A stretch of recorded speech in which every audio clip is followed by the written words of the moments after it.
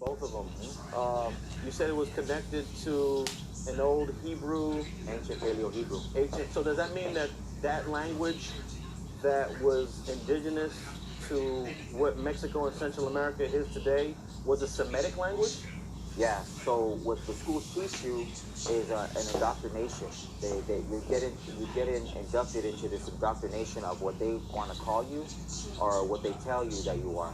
So, for instance, our people get called Hispanic, right? So Hispanic, not knowing what that term means, we call each other Hispanics, but that was under the Spanish captivity. When the Spaniards came in 1492 and, raped, robbed, and pillaged, the people of Mexico, um, how they knew you were under that captivity was by calling you an Hispanic. How you belong to a family of a Spaniard that took you. You worked on their plantation. You were given their last name, like my last name, Mayala.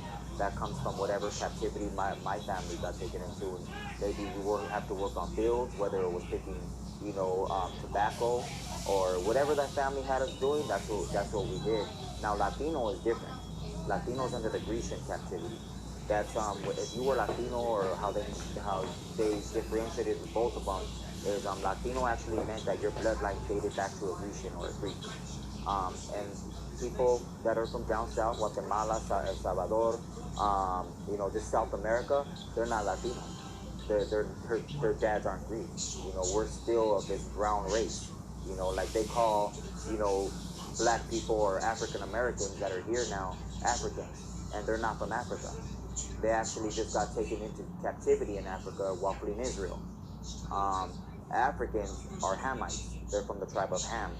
So they're just a different people, and that's why people in Africa don't accept the blacks that are here, or the so-called blacks that are here in America, because they say those aren't our people, you know.